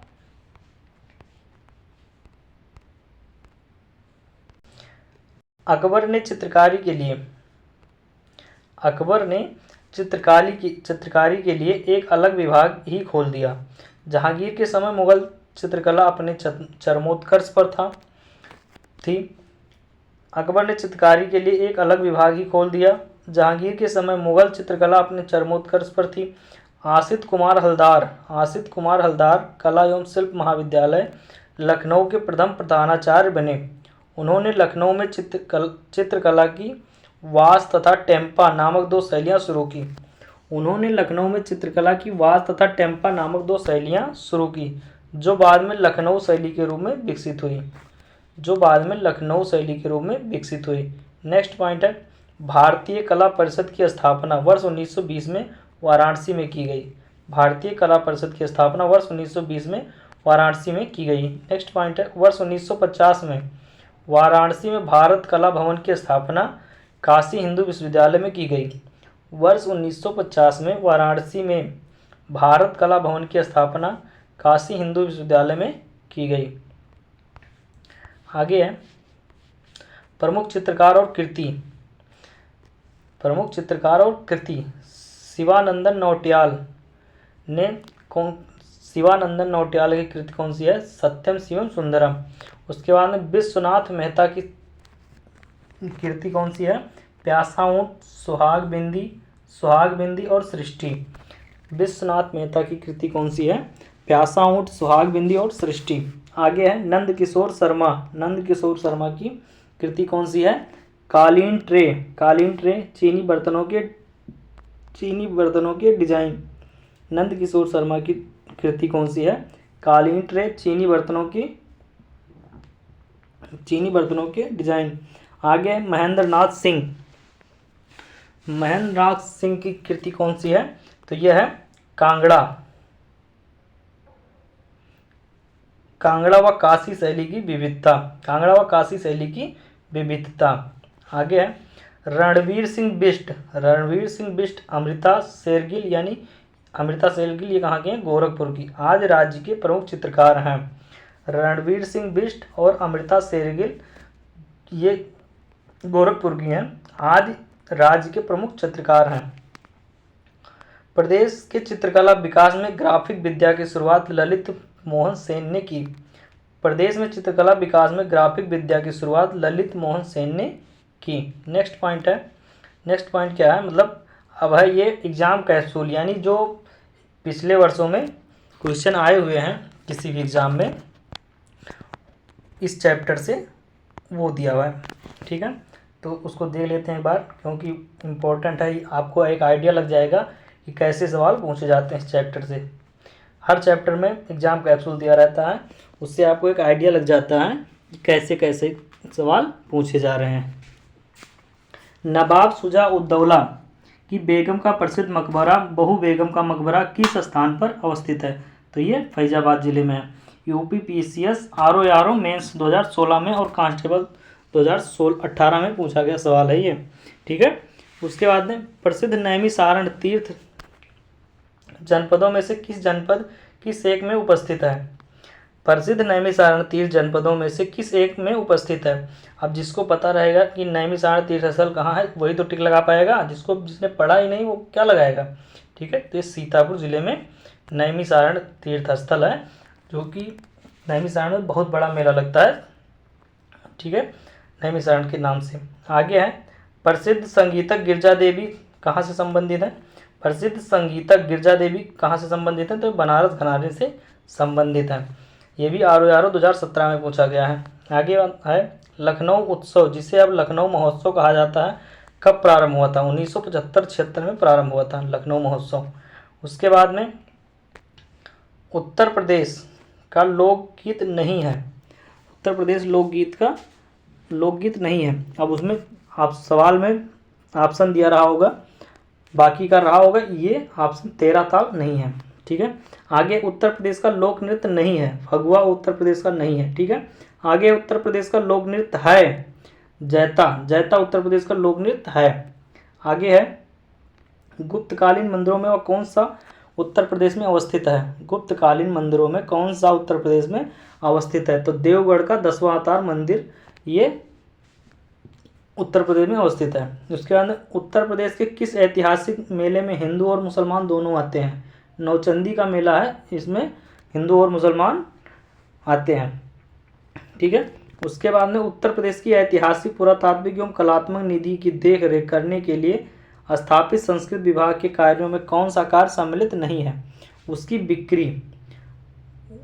उत्तर प्रदेश की ऐतिहासिक पुरातात्विक एवं कलात्मक निधि की देख रेख करने के लिए स्थापित संस्कृत विभाग के कार्यों में कौन सा कार्य सम्मिलित नहीं है? उसकी खाली देख रेख कर सकते हैं, उसकी बिक्री नहीं कर सकते। किसी भी पुरातात्विक ऐतिहासिक कलात्मक जो निधि है उसकी खाली देख रेख की जा सकती है, उसकी बिक्री करने के लिए वो नहीं है। आगे है महाकुंभ मेला प्रायः कितने वर्ष पर आयोजित किया जाता है? ठीक है, महाकुंभ मेला प्रायः कितने वर्षों पर आयोजित किया जाता है? ये प्रत्येक 12वें वर्ष पर आयोजित लगता है। ठीक है, प्रयागराज में प्रत्येक 12 साल पर लगता है। अब ऐसा छोटा छोटा सवाल जिसको पता है वो कर ले जाएगा, जिसको नहीं पता है उसको यार कहेगा 11 पर होता 12 पर होता कैसे होता है? ठीक है, वो नहीं कर पाएगा, गलत टिक करके चलाएगा। आगे लखनऊ में रविंद्रालय की स्थापना किस वर्ष हुई थी? लखनऊ में रविंद्रालय की स्थापना किस वर्ष हुई थी? तो 1964 में हुई थी। आगे है रामनगर रामनगर बनारस में रामलीला का मंचन कितने दिन का होता है? तो 31 दिनों का रामलीला मंचन होता है बनारस में। उसके बाद में उत्तर प्रदेश गुरु पूर्णिमा पर समर्पित है। ऋषि कौन से ऋषि हैं उत्तर प्रदेश में? उत्तर प्रदेश में जो गुरु पूर्णिमा मनाई जाती है किसको समर्पित है? कौन? व्यास ऋषि। ठीक है, व्यास ऋषि को समर्पित है गुरु पूर्णिमा। गुरु पूर्णिमा व्यास ऋषि के उस पर मनाई जाती है। ठीक है, आगे है फारसी का प्रथम कविता जिसने अपनी कविता में भारतीय पर्यावरण को चित्रित किया। अमीर खुसरो फारसी का प्रथम कवि था जिसने अपनी कविता में भारतीय पर्यावरण को चित्रित किया था। आगे प्रसिद्ध शास्त्रीय गायक भीमसेन जोशी संबंधित किससे हैं? तो किराना घराने से संबंधित है भीमसेन जोशी। आगे है अमीर खुसरो ने किसके विकास में अग्रगामी भूमिका निभाई? तो खड़ी बोली के विकास में अग्रगामी भूमिका निभाई। नेक्स्ट है उत्तर प्रदेश शासन ने संगीत रत्न पुरस्कार जिसकी स्मृति में प्रारंभ किया हुआ है उस्ताद बिस्मिल्लाह खां। कौन है? संगीत रत्न पुरस्कार जिसकी स्मृति में प्रारंभ किया गया वो कौन है? तो उस्ताद बिस्मिल्लाह खां के मतलब उसकी स्मृति में, उस्ताद बिस्मिल्लाह खां की स्मृति में प्रारंभ किया गया। आगे है उत्तर मध्य क्षेत्र सांस्कृतिक केंद्र NCZCC चैती और कजरी केंद्रों का आयोजन किस शहरों में करेगा?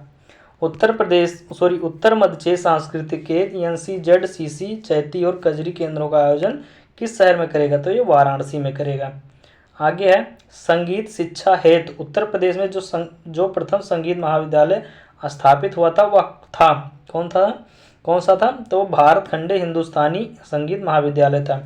संगीत शिक्षा हेतु उत्तर प्रदेश में जो प्रथम महाविद्यालय था तो कौन सा था? भात खंडे हिंदुस्तानी संगीत महाविद्यालय। आगे उत्तर मध्य क्षेत्र सांस्कृतिक केंद्र किस स्थान पर अवस्थित है? उत्तर मध्य क्षेत्र सांस्कृतिक केंद्र किस स्थान पर अवस्थित है? तो ये प्रयागराज में है। कहाँ है? प्रयागराज में। नेक्स्ट पॉइंट है उत्तर प्रदेश का प्राचीनतम जीवंत नगर कौन सा है? तो वाराणसी है। उत्तर प्रदेश का प्राचीनतम बहुत पुराना मतलब जीवंत नगर कौन सा है? तो वाराणसी है। उसके बाद में काल्पी नगर किस नदी के तट पर स्थित है? तो यमुना नदी पर। उसके बाद में है प्रसिद्ध नौचंदी मेला हिंदू मुस्लिम भाईचारे का प्रतीक जहाँ देवी नौचंदी का मंदिर और बड़े मियाँ की मजार स्थित है प्रतिवर्ष लगता है कहाँ? मेरठ में।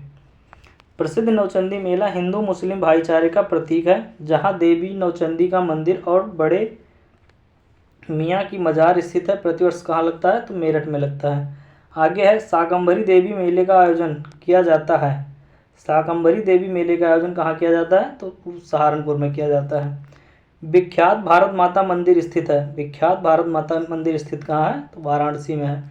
नेक्स्ट है हिंदू मुस्लिम एकता का प्रतीक सुलाकुल उत्सव उत्तर प्रदेश में आयोजित किया जाता है आगरा में। सुलाकुल उत्सव उत्तर प्रदेश में कहाँ आयोजित किया जाता है? तो ये आगरा में किया जाता है। और किस लिए किया जाता है? तो हिंदू मुस्लिम एकता का प्रतीक है सुलाकुल उत्सव। उसके बाद में प्रतिवर्ष प्रसिद्ध सूफी संत हाजी वारिस अली शाह की मजार पर मेला लगता है कहाँ? देवा शरीफ में, बाराबंकी में। प्रतिवर्ष प्रसिद्ध सूफी संत हाजी वारिस अली शाह की मजार पर मेला लगता है देवा शरीफ में। नेक्स्ट पॉइंट है दीवारी पाई डंडा लोक कला उत्तर प्रदेश के किस क्षेत्र से संबंधित है? तो ये बुंदेलखंड से संबंधित है। दीवारी पाई डंडा लोक कला उत्तर प्रदेश के किस क्षेत्र से संबंधित है? तो बुंदेलखंड से संबंधित है। नेक्स्ट पॉइंट है गुदई महाराज प्रसिद्ध तबला वादक किस घराने से संबंधित थे? तो बनारस घराने से संबंधित थे गुदई महाराज। नेक्स्ट पॉइंट है उत्तर प्रदेश के प्रमुख लोक नृत्य हैं। उत्तर प्रदेश के प्रमुख लोक नृत्य कौन से हैं? तो चरकूला, कर्मा और पांडव हैं। उसके बाद में उत्तर प्रदेश के मुख्य लोकगीत हैं। उत्तर प्रदेश के मुख्य लोकगीत हैं बिरहा, चैती और ढोला। उत्तर प्रदेश के मुख्य लोकगीत कौन कौन से हैं? बिरहा, चैती और ढोला। नेक्स्ट है उत्तर प्रदेश में आयुर्वेद महोत्सव का आयोजन होता है कहाँ होता है? झांसी में। उत्तर प्रदेश में आयुर्वेद महोत्सव का आयोजन कहाँ होता है? झांसी में। अगला क्वेश्चन है धुरिया लोक नृत्य कहाँ का है? तो ये बुंदेलखंड का है। धुरिया लोक नृत्य कहाँ का है? बुंदेलखंड का है। आला एक लोकप्रिय संगीत किस क्षेत्र का है? आला एक लोकप्रिय संगीत है किस क्षेत्र का है? तो ये बुंदेलखंड क्षेत्र का है। आगे है, उत्तर प्रदेश ब्रजमंडल का संबंध किस लोक नृत्य से है? उत्तर प्रदेश ब्रजमंडल का संबंध किस लोक नृत्य से है? तो चरकूला लोक नृत्य से है। आगे है, वह नृत्य की संस्कृत यह नृत्य की संस्कृत से संबंधित है। ख्याल और बाज लखनऊ। यह नृत्य की संस्कृत से संबंधित, यानी कोई क्वेश्चन दिया रहा होगा, वहाँ ऑप्शन रहा होगा ख्याल और बाज लखनऊ, उसी के हिसाब से ये आंसर रहा उसका। ठीक है। उसके बाद में लोक नृत्य राहुला का संबंध यूपी के किस क्षेत्र से है? तो ये बुंदेलखंड क्षेत्र से है। राहुला लोक नृत्य राहुला का संबंध यूपी के बुंदेलखंड क्षेत्र से है। उसके बाद में उत्तर प्रदेश के बुंदेलखंड क्षेत्र से लोक नृत्य कौन कौन से हैं बुंदेलखंड क्षेत्र से? तो रावला नृत्य, बढ़ैया नृत्य और राई नृत्य।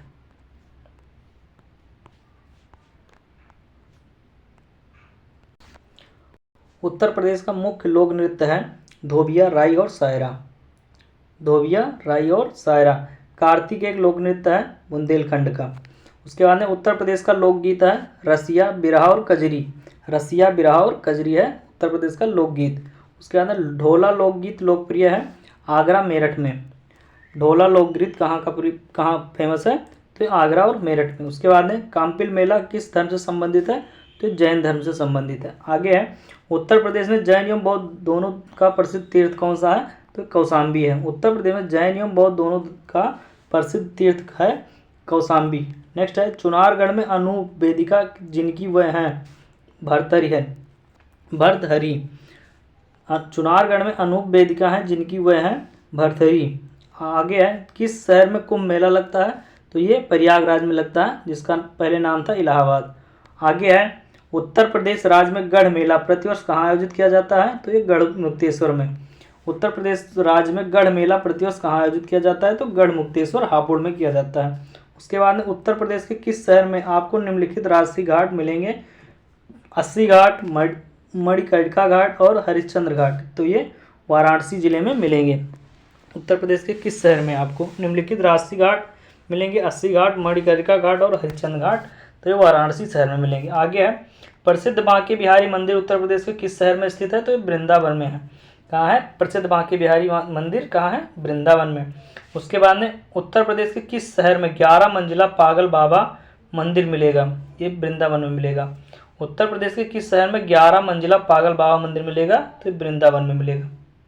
आगे है, सारनाथ वह पवित्र स्थान है जहाँ भगवान बुद्ध ने अपना पहला उपदेश दिया था, वह किस शहर के बहुत नज़दीक स्थित है? वाराणसी के बहुत नज़दीक है। सारनाथ वह पवित्र स्थान है जहाँ भगवान बुद्ध ने अपना पहला उपदेश दिया था, वह किस शहर से बहुत नज़दीक स्थित है? तो ये वाराणसी से बहुत नज़दीक स्थित है। आगे है, उत्तर प्रदेश में स्थित काशी एक प्रसिद्ध भारतीय तीर्थ केंद्र है, यह किस नदी के तट पर स्थित है? उत्तर प्रदेश में स्थित काशी एक प्रसिद्ध तीर्थ केंद्र है, यह किस नदी के तट पर स्थित है? तो ये गंगा नदी के तट पर स्थित है। आगे है, इखलास खान का रोजा मकबरा। इखलास खान का रोजा मकबरा उत्तर प्रदेश के किस जिले में स्थित है? तो ये बदायूं में स्थित है। नेक्स्ट है, कुशीनगर बौद्धियों के लिए महत्वपूर्ण है क्योंकि गौतम बुद्ध हैं यहाँ मर गए थे। कुशीनगर बौद्धियों के लिए महत्वपूर्ण है क्योंकि गौतम बुद्ध यहाँ मर गए थे। आगे है, कुशीनगर बौद्ध लोगों का एक लोकप्रिय पर्यटन स्थल है, यहाँ रामभर स्तूप है। कुशीनगर बौद्ध लोगों का एक लोकप्रिय पर्यटन स्थल है क्योंकि यहाँ पर रामभर स्तूप है। आगे है, बड़ा इमाम बाड़ा स्मारक कहाँ स्थित है? तो लखनऊ में है। उसके बाद में झांसी सांझी कला मथुरा में स्टेसिलिंग की पारंपरिक कला है। सांझी कला मथुरा से स्टेसिलिंग की पारंपरिक कला है। नेक्स्ट है, बदायूं अपने जरी जरदोजी उत्पादों के लिए प्रसिद्ध है, यह काम मुख्य रूप से बदायूं, बिसोली और दातागंज तहसील में किया जाता है। लगभग 35% परिवार उस उद्योग में लगे हुए हैं। स्थानीय रूप से इस काम को भी कहा जाता है कारचोबी।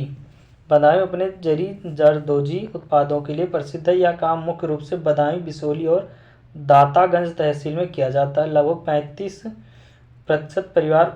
परिवार उस उद्योग में लगे हुए हैं। स्थानीय रूप से इस काम को कारचोबी कहा जाता है। नेक्स्ट है, कथक उत्तर प्रदेश का एक लोकप्रिय शास्त्रीय नृत्य है।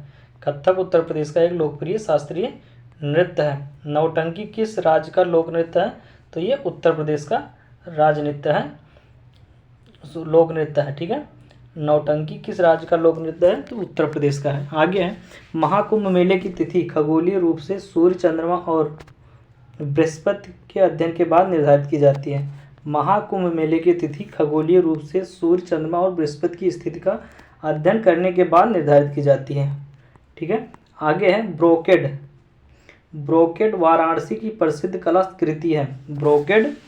ब्रोकेड वाराणसी की प्रसिद्ध कलाकृति है। वाराणसी इसके खाली स्थान पर भरा जाएगा। आगे है, फयाज खान द्वारा स्थापित रंगीला घराना किस स्थान पर स्थित है? तो ये आगरा में स्थित है। ठीक है, फयाज खान द्वारा स्थापित रंगीला घराना कहाँ है? तो आगरा में है। ठीक है, नेक्स्ट है हरदौल। हरदौल कथा विशेष रूप से बुंदेलखंड के लोकगीत हैं जो उत्तर प्रदेश एवं मध्य प्रदेश में फैले हुए हैं। हरदौल कथा विशेष रूप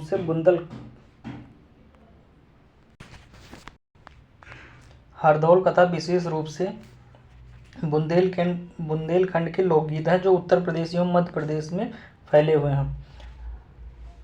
अगला है झूला उत्तर प्रदेश एवं बिहार का बारिश के मौसम का एक लोकप्रिय मनोरंजन है। झूला उत्तर प्रदेश एवं बिहार का बारिश के मौसम का एक लोकप्रिय मनोरंजन है।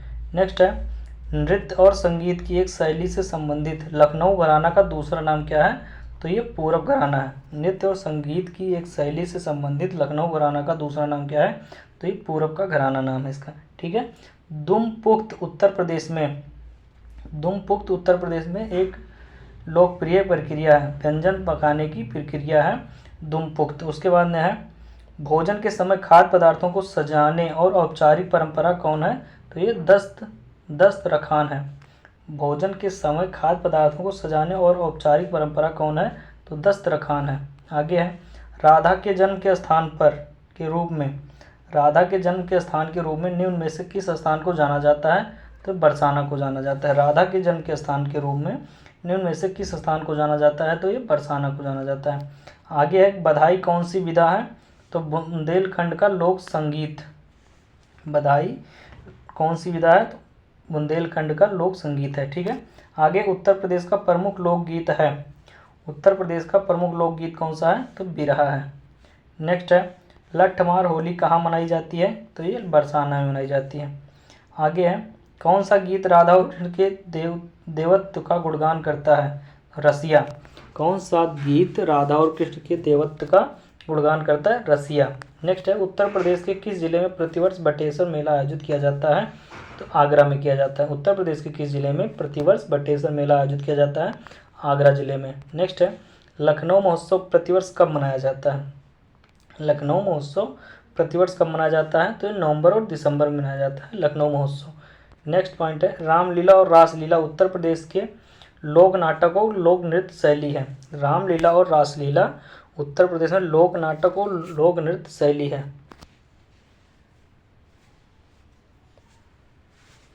ठीक है, आगे है, उत्तर प्रदेश के चरकुला नृत्य में महिला अपने सिर पर क्या रखकर नृत्य करती है? तो ये तेल के दीपक। उत्तर प्रदेश में चरकुला नृत्य में महिला अपने सिर पर क्या रखकर नृत्य करती है? तो तेल के दीपक रख के नृत्य करती है। नेक्स्ट पॉइंट है, उत्तर प्रदेश में सबसे शानदार लोक नृत्यों में से एक है। इस शैली में एक मुश्किल संतुलन नृत्य शामिल है जिसमें एक घूंघट काढ़े महिला नर्तकी सिर पर लकड़ी के पिरामिड के मंच पर एक साथ 108 लैंप रखकर नृत्य करती है। तो ये चरकुला नृत्य में ऐसा काम किया जाता है कि 108 लैंप रखकर लकड़ी के पिरामिड की मंच के ऊपर एक साथ 108 लैंप रखकर नृत्य किया जाता है चरकुला नृत्य में। उसके बाद कौन सा नृत्य उत्तर प्रदेश से संबंधित नहीं है? तो कठपुतली नाच ये उत्तर प्रदेश से संबंधित नहीं है। उसके बाद में किस अवसर पर सोहर लोकगीत का गायन किया जाता है? किस अवसर पर सोहर लोकगीत का गायन किया जाता है? तो बच्चे के जन्म जब होता है, बच्चों का जन्म होता है तो सोहर गाया जाता है। आगे है, उत्तर प्रदेश का कौन सा लोक संगीत जीवन चक्र के रंग पटल का हिस्सा है जो बच्चे के जन्म का अवसर मनाने के लिए माना जाता है? ये सोहर है। उत्तर प्रदेश का कौन सा लोक संगीत जीवन चक्र के रंग पटल का हिस्सा है जो बच्चे के जन्म का अवसर बनाने के लिए माना जाता है? ये सोहर है। ठीक है, दिवाली के दौरान बुंदेलखंड के अहिर समुदाय द्वारा कौन सा नृत्य किया जाता है? ये पाई डंडा किया जाता है। दिवाली के दौरान बुंदेलखंड के अहिर समुदाय द्वारा कौन सा नृत्य किया जाता है? तो पाई डंडा किया जाता है। ठीक है, नेक्स्ट है सफ़ेद धागे का उपयोग करके कपड़े पर की गई प्रसिद्ध कढ़ाई को क्या कहा जाता है? सफ़ेद धागे का उपयोग करके कपड़े पर की गई प्रसिद्ध कढ़ाई को क्या कहा जाता है? तो चिकनकारी कहा जाता है। क्या कहा जाता है? चिकनकारी। ये ग्राम विकास अधिकारी 2018 में सेकंड शिफ्ट में पूछा गया सवाल है। उसके बाद में हस्तशिल्प के अंतर्गत आने वाले चिकनकारी का चिकनकारी का कार्य मुख्य रूप से कहाँ किया जाता है? तो लखनऊ में किया जाता है। उसके बाद में उत्तर प्रदेश का लोक नृत्य नहीं है, तो गिद्धा नृत्य उत्तर प्रदेश का नहीं है। आगे है आगरा घराने के उस्ताद बिलायत हुसैन खां ने प्राण प्रिया उपनाम से कई रागों में बंदिशों की रचना की है। उसके बाद छठ पूजा में किस भगवान की पूजा की जाती है? जो उत्तर प्रदेश, झारखंड और बिहार का एक महत्वपूर्ण त्यौहार है। ये रवि यानी सूर्य भगवान की पूजा की जाती है।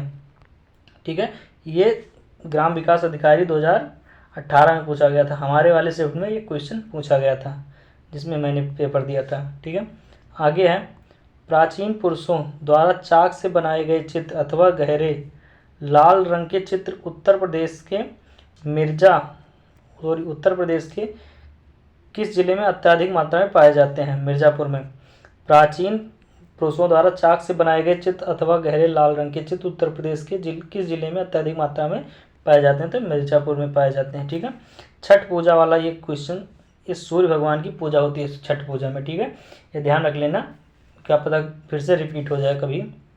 ठीक है, पूछ लिया जाए कि छठ पूजा में कौन से देवी देवताओं की पूजा की जाती है? तो सूर्य भगवान की पूजा की जाती है। ठीक है, आगे है प्रसिद्ध भारतीय तबला वादक का नाम बताएं जिनका जन्म उत्तर प्रदेश के वाराणसी में कबीर चौरा में हुआ था, जो बनारस घराने से संबंधित है।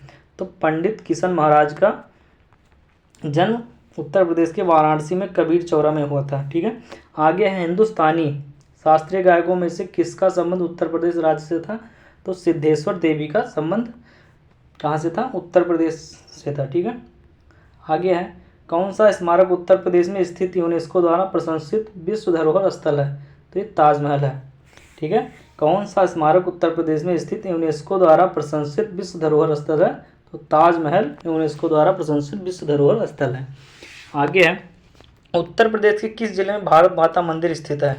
उत्तर प्रदेश के किस जिले में भारत माता मंदिर स्थित है? तो ये वाराणसी में है। नेक्स्ट है किस वर्ष में यूनेस्को ने मानवता की अमूल्य सांस्कृतिक विरासत की प्रतिनिधि सूची में कुंभ मेला को उत्कीर्ण किया था? तो 2017 में। किस वर्ष में यूनेस्को ने मानवता की अमूल्य सांस्कृतिक विरासत प्रतिनिधि सूची में कुंभ मेला को उत्कीर्ण किया था? तो 2017 में। नेक्स्ट पॉइंट है काशी विश्वनाथ मंदिर उत्तर प्रदेश के किस जिले में स्थित है? तो वाराणसी जिले में है। कहाँ है? काशी विश्वनाथ मंदिर उत्तर प्रदेश के किस जिले में स्थित है? वाराणसी जिले में। नेक्स्ट है उत्तर प्रदेश में चित्रकारी की कला ने किसके शासनकाल के दौरान अपना चरम स्थान हासिल किया था? उत्तर प्रदेश में चित्रकारी की कला किसके शासन के दौरान अपना चरम स्थान हासिल किया? तो जहांगीर के समय। नेक्स्ट है उत्तर प्रदेश में सबसे अधिक बोली जाने वाली भाषाएं हिंदी और उर्दू हैं। उसके बाद में उत्तर प्रदेश में किस जिले में नवाबों को शहर कहा जाता है? उत्तर प्रदेश के किस जिले को नवाबों का शहर कहा जाता है? तो लखनऊ को नवाबों का शहर कहा जाता है। आगे बरसाना होली डंडे के साथ खेली जाती है। ये सब यूपी कांस्टेबल में पूछे गए सवाल हैं। ठीक है, यूपी कांस्टेबल में पूछे गया प्रश्न है। उसके बाद में आपका उत्तर प्रदेश में आयोजित काम्पिल मेला किस समुदाय के साथ जुड़ा हुआ है? तो ये जैन समुदाय के साथ जुड़ा हुआ है। आगे है माघ मेला मकर संक्रांति के दिन शुरू होता है। लखनऊ घराने की नींव उस्ताद बागछू खान के द्वारा रखी गई थी। लखनऊ घराने की नींव उस्ताद बागछू खान के द्वारा रखी गई थी। नेक्स्ट है कौन सा कथक घराना उस नृत्य शैली के आध्यात्मिक पहलुओं पर अधिक ध्यान देता है? बनारस। कौन सा कथक घराना उस नृत्य शैली के आध्यात्मिक पहलुओं पर अधिक ध्यान देता है? तो बनारस। नेक्स्ट है भेड़कुंड जहाँ अर्जुन ने द्रौपदी से शादी करने के लिए मछली को निशाना बनाया था, उत्तर प्रदेश में स्थित है। कहाँ है? फर्रुखाबाद में। भेड़कुंड जहाँ अर्जुन ने द्रौपदी से शादी करने के लिए मछली को निशाना बनाया था, उत्तर प्रदेश के किस जिले में है? तो ये फर्रुखाबाद जिले में है। ठीक है। आगे है, प्रसिद्ध सितार वादक नवाब इनायत खान उत्तर प्रदेश के इटावा से संबंधित थे। प्रसिद्ध सितार वादक नवाब इनायत खान उत्तर प्रदेश के इटावा से संबंधित थे। उसके बाद में उत्तर प्रदेश में बारिश के मौसम में कौन से गीत गाए जाते हैं? तो कजरी गाए जाते हैं। उत्तर प्रदेश में बारिश के मौसम में कौन से गीत गाए जाते हैं? कजरी गीत गाए जाते हैं। आगे है, नौचंदी मेला एक रंग बिरंगा और मंत्रमुग्ध कर देने वाला मेला है जो प्रत्येक वर्ष उत्तर प्रदेश के मेरठ में होली के कुछ दिनों बाद मनाया जाता है। कौन सा मेला है? नौचंदी मेला है जो रंग बिरंगा और मंत्रमुग्ध कर देने वाला, ये मेरठ में लगता है होली के कुछ दिन बाद। आगे है, मुस्तरी बाई फैजाबाद के प्रमुख संगीतकार थे जिन्होंने शास्त्रीय संगीत में टप्पा शैली का विकास किया। मुस्तरी बाई फैजाबाद के एक प्रमुख संगीतकार थे जिन्होंने शास्त्रीय संगीत में टप्पा शैली का विकास किया। बुंदेलखंड का लोकप्रिय लोकगीत कौन सा है? आला। बुंदेलखंड का लोकप्रिय लोकगीत कौन सा है? आला है। आगे है, किस लोक नृत्य का आयोजन बुंदेलखंड क्षेत्र में फसल कटाई के समय किया जाता है? सहरा। किस लोक नृत्य का आयोजन बुंदेलखंड क्षेत्र में फसल कटाई के समय किया जाता है? तो सहरा का किया जाता है। ठीक है, सहरा लोक नृत्य का आयोजन किया जाता है। आगरा की मोती मस्जिद का निर्माण शाहजहां द्वारा कराया गया। आगरा की मोती मस्जिद का निर्माण शाहजहां द्वारा कराया गया। उसके बाद में ब्रज भाषा बोलने वालों का घर किस क्षेत्र में आता है? तो निचली दोआब में आता है। ब्रज भाषा बोलने वालों का घर किस क्षेत्र में आता है? तो निचली दोआब में आता है। नेक्स्ट है, प्रसिद्ध सूफी संत के वार्षिक उर्स के अवसर पर हिंदू कैलेंडर के कार्तिक महीने में प्रतिवर्ष बाराबंकी में देवा शरीफ मेला आयोजित किया जाता है वारिस अली शाह के उर्स पर। ठीक है, प्रसिद्ध सूफी संत के वार्षिक उर्स के अवसर पर हिंदू कैलेंडर के कार्तिक महीने में प्रतिवर्ष बाराबंकी में देवा शरीफ मेला आयोजित किया जाता है। नेक्स्ट पॉइंट है, प्रसिद्ध सूफी संत शेख सलीम चिश्ती की दरगाह उत्तर प्रदेश के फतेहपुर सीकरी में स्थित है। प्रसिद्ध सूफी संत शेख सलीम चिश्ती की दरगाह उत्तर प्रदेश के फतेहपुर सीकरी में स्थित है। नेक्स्ट है, वाराणसी के विश्वनाथ मंदिर का निर्माण रानी अहिल्याबाई द्वारा किया गया। वाराणसी के विश्वनाथ मंदिर का निर्माण रानी अहिल्याबाई द्वारा किया गया। कौन सी भाषा उत्तर प्रदेश में सबसे कम बोली जाती है? तो संस्कृत। कौन सी भाषा उत्तर प्रदेश में सबसे कम बोली जाती है? कम लोगों द्वारा बोली जाती है, तो संस्कृत। ठीक है, कौन सी भाषा उत्तर प्रदेश में सबसे कम लोगों द्वारा बोली जाती है? संस्कृत सबसे कम बोली जाती है। आगे है चैप्टर नंबर 13 जो हम कल पढ़ने वाले हैं, नेक्स्ट पार्ट में कंप्लीट करेंगे। तो आज के लिए दोस्तों इतना ही, और आप हमारे चैनल को सब्सक्राइब नहीं किए हों तो सब्सक्राइब कर लें और अपने दोस्तों के साथ शेयर कर दें। ठीक है, तब उसके बाद में फिर इसका नेक्स्ट चैप्टर हम दूसरे पार्ट में कंप्लीट करने वाले हैं। ठीक है, तब तक के लिए जय हिंद, जय भारत।